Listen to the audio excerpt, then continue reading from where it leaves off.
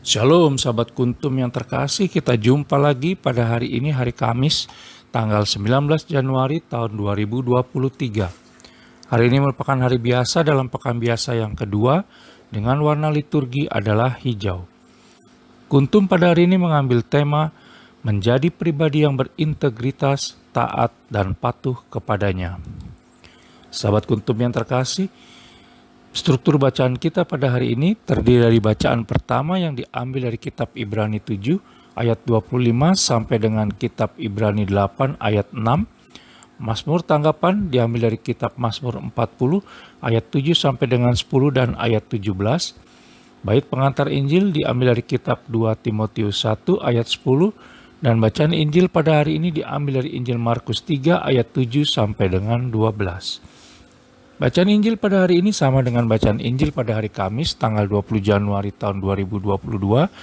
Struktur bacaan pada hari ini sama dengan struktur bacaan pada hari Kamis tanggal 21 Januari tahun 2021.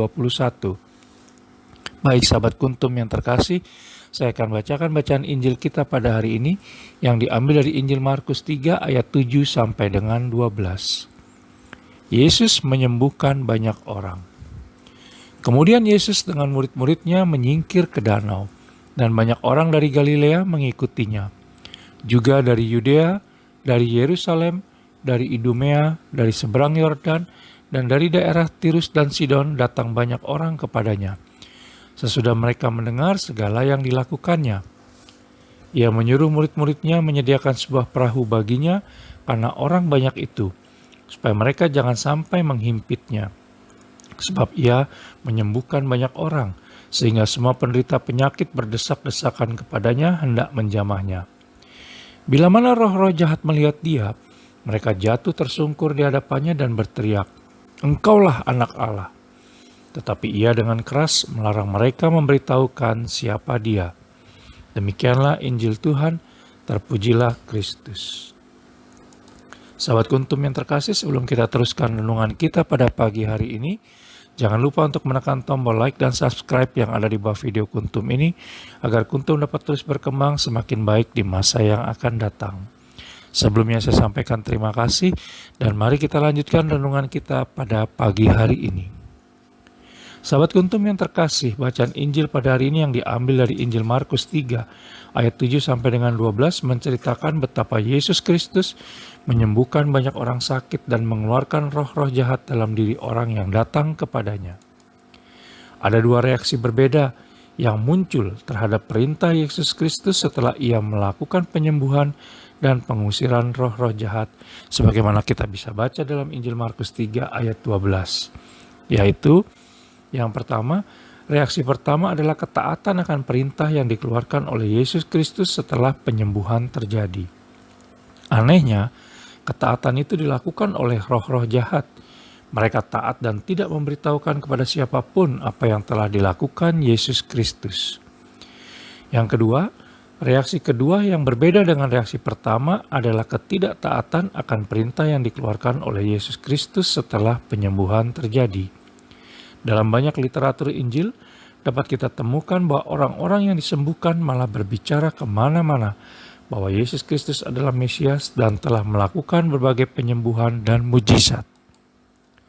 Sahabat kuntum yang terkasih, dari dua reaksi tersebut, maka kita pun pasti akan melakukan reaksi kedua karena melakukan hal yang sama seperti orang-orang yang telah disembuhkan oleh Yesus Kristus bila mana kita mengalami peristiwa yang sama seperti mereka. Ada jutaan alasan kenapa kita melanggar perintah Yesus Kristus tersebut. Salah satunya adalah, bukankah ini pewartaan? Padahal yang menjadi masalah adalah, apakah kita taat kepada Yesus Kristus? Seorang yang taat adalah seorang yang tunduk, tidak membantah, dan berserah total kepada yang memberi perintah. Ketaatan dan kepatuhan kita kepada Allah Tritunggal Maha Kudus akan memberi arah dan petunjuk untuk kehidupan kita. Sementara yang berikut adalah melindungi kita juga dari hal-hal yang membahayakan. Karena Allah Tritunggal Maha Kudus tidak pernah merancangkan hal buruk bagi kita. Pertanyaannya sekarang adalah, seberapa seringkah kita selama ini tawar-menawar terhadap perintah Allah Tritunggal Maha Kudus?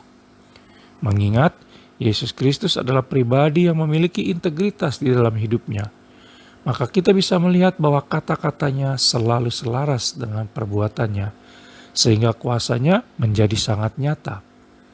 Integritas diri yang sangat kokoh inilah yang membuat Yesus Kristus sungguh berwibawa di hadapan siapa saja, termasuk di hadapan roh-roh jahat, sehingga para roh jahat begitu taat dan patuh kepada segala perintahnya. Oleh karena itu, maka marilah kita mohon bimbingan dari Yesus Kristus di sepanjang hari ini, agar dimampukan menjadi pribadi yang berintegritas dan pribadi yang semakin taat dan patuh kepada segala perintahnya. Sahabat Kuntum yang terkasih, bila ingin lebih jelas lagi, silakan melihat kepada deskripsi yang ada di bawah video Kuntum ini. Dan jangan lupa untuk menekan tombol like dan subscribe yang ada di bawah video Kuntum ini agar Kuntum dapat terus berkembang semakin baik di masa yang akan datang. Kalaupun demikian, apakah upahku? Upahku ialah ini, bahwa aku boleh memberitakan Injil tanpa upah dan bahwa aku tidak mempergunakan hakku sebagai pemberita Injil. Sungguh pun aku bebas terhadap semua orang, aku menjadikan diriku hamba dari semua orang, supaya aku boleh memenangkan sebanyak mungkin orang. Kitab 1 Korintus 9 ayat 18 sampai dengan 19. Terima kasih, selamat pagi dan salam.